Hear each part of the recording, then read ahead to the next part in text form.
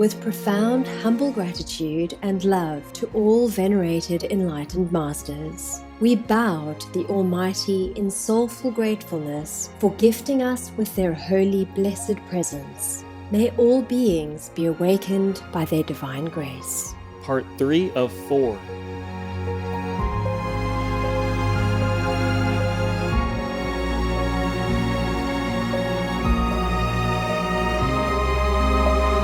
Etc. Be vegan.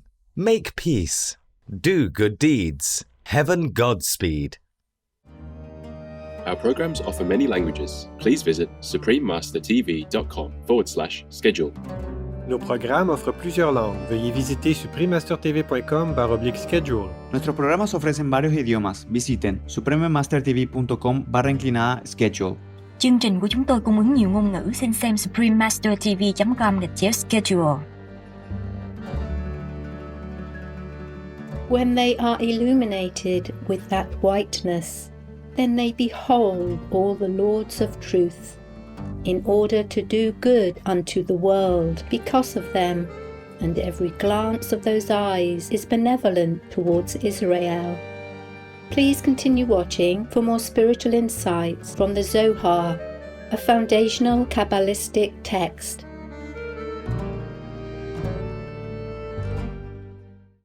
Vegan side effect. People will want to be like you.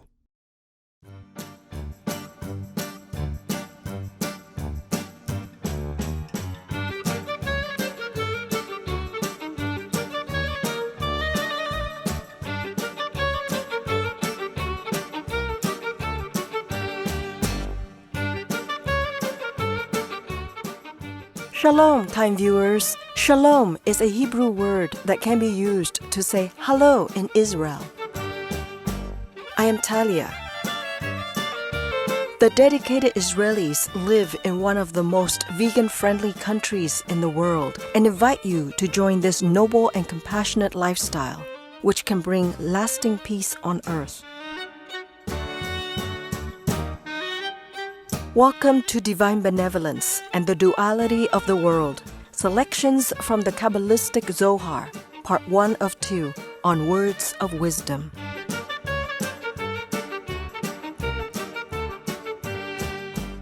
Kabbalah is the ancient mystical school of thought of Judaism, literally meaning the received.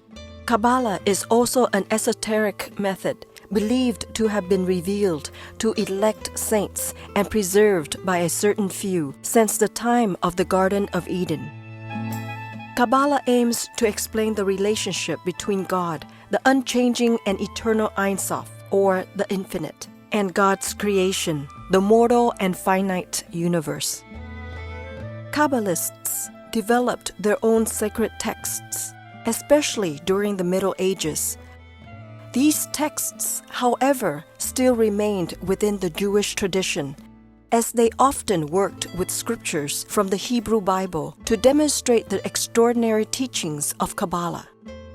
One of the most foundational of the Kabbalistic texts is the Sefer HaZohar, a Kabbalistic commentary on the Torah, which means the first 5 books of the Hebrew Bible. The Zohar, which scholars believe was recorded mainly by the 13th century Spanish mystic Rabbi Moses de Leon, presents profound discussions on many topics, such as redemption, prayer, and the nature of God, the cosmos, and souls. The word Zohar means brightness and refers to the light manifestation of the divine.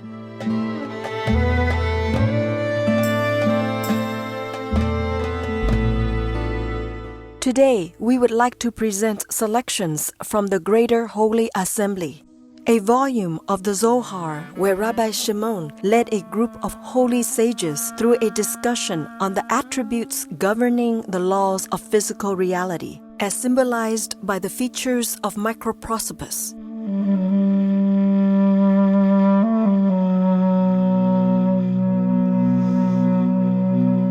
Although the human mind is separate from the divine, it receives sparks of benevolence and understanding from the divine as symbolized by macroprosopis, the creator of microprosopis. In the Zohar, divinity and the attributes governing the physical realm are represented by macroprosopis and microprosopis respectively. Macroprosopis is an aspect of divine emanation in the Kabbalah, representing divine will and the source of divine compassion. Microprosopis, which is created from macroprosopis, is an emanation of the attributes governing the physical realm. In turn, the faculties of the human mind are modeled on the faculties of the supernatural mind of microprosopis. The Zohar introduces the concept of divine configurations, and in the Book of Concealed Mystery, another volume of the Zohar, the various facial features of macroprosopis are explained, along with the representation of the divine qualities.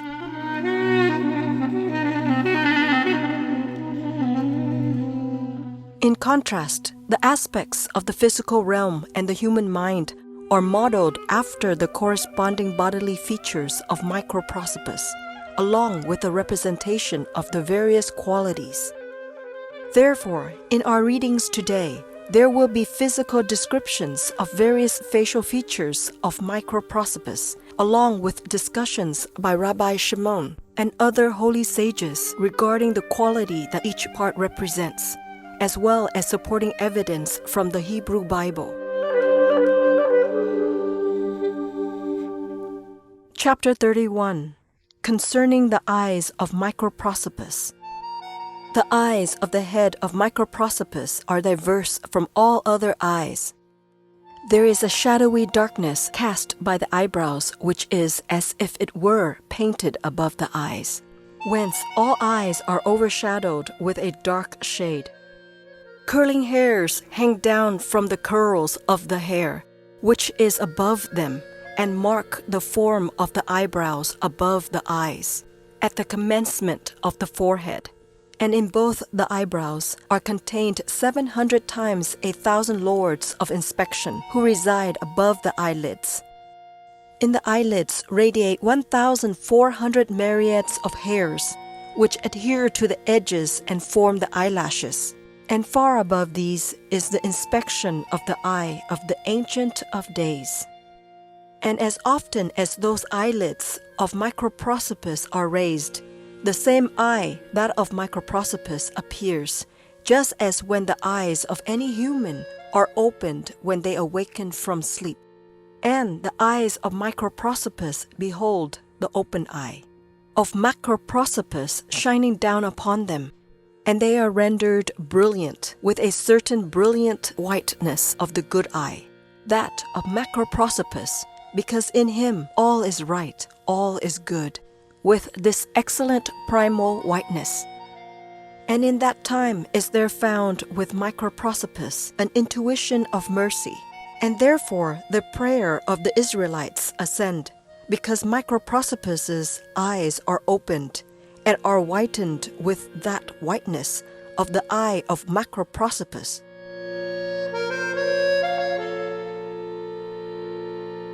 Like as it is written, Psalms chapter 44, verse 23. Awake, why sleep thou, O tetragrammaton? Arise! But whensoever he opens his eyes, these are illuminated from the good eye of macroprosopis, and mercy is over Israel. This is that same which is written, Psalms chapter 35, verse 23. Awake and arise, awake, and thine eye shall be illuminated with that whiteness. And when his eyes are opened, they appear beautiful as those of doves, in colors white, red, and black, and golden yellow. And this eye, otherwise this whiteness, is not uncovered except when it is looked upon by the good eye, and then all those colors are covered, otherwise bathed with this whiteness of the rays. From those colors, when they are uncovered, go forth 7 eyes of providence, which issue from the black of the eye. This is that which is said, Zechariah chapter 3, verse 9. Upon one stone 7 eyes, What is the one stone? The black of the eye. From the red go forth 7 emissaries, who deflect towards the left side, and they flame with fire, which is toward the north side, and they are combined, so that they may be expanded into the world for the purpose of uncovering the ways of sinners. This is that which is written, Zechariah chapter 4, verse 10. Those 7 are the eyes of Tetragrammaton, going forth throughout the whole earth. From the yellow go forth 7 pure splendors, otherwise lights, which are turned towards the south side, and they are combined, so that they may be extended into the world, towards those ways which are necessary to be uncovered. Like as it is written, Job chapter 34, verse 21, because his eyes are upon the ways of humans, and when they are illuminated with that whiteness, then they behold all the lords of truth, in order to do good unto the world because of them. And every glance of those eyes is benevolent towards Israel. But with the red color, he beholds those who are bound, which is intimated in these words. In seeing have I seen, in seeing for the purpose of doing good unto them. I have seen that by vindicating them, I may deliver them from their afflictors. And therefore it is written, Psalms chapter 44, verse 24. Awake, wherefore sleep thou, O Tetragrammaton? Arise, forsake us not forever. Awake and arise. There are 2 inspections, 2 openings. There is mercy, there is also vengeance. The first color is red, hidden and enclosed within red. In comparison with it, all other reds do not seem to be red. Around this red goes a certain black thread of color and surrounds it. This second color is black, like that stone which goes forth from the abyss once in 1,000 years into the great sea. And when that stone goes forth, there comes a tempest and a storm upon the great sea, and its waters are troubled, and their motion sounds as a voice, and they are heard by the great fish, which is called Leviathan. And this stone goes forth and is whirled onward in the current of the sea, and goes forth thence. And this is so great a blackness that beside it all other blacknesses are as naught. Otherwise, now it is withdrawn, because all the other paths are hidden and enshrouded by it. And such is the blackness of the black part of the eye, which includes and conceals all the remaining blacknesses. And about that blackness, there is found a certain red thread of color which surrounds that blackness. For more information, please visit sacred-texts.com. Ultimately, you want to feel great. You want to have energy, to be consistent. You don't want to have the big oscillations and highs and lows in your energy levels. Veganism has eradicated that. Sir Lewis Hamilton, vegan. Luminous viewers, thank you for watching today's Words of Wisdom. Please join us tomorrow for part 2 of this program. Coming up next is Forever Chemicals, what they are and how they affect our planet. May the providence light up your lives with love and tranquility. Be vegan. Make peace. Do good deeds. Hell not reach. Our programs offer many languages. Please visit suprememastertv.com/schedule and suprememastertv.com/WOW.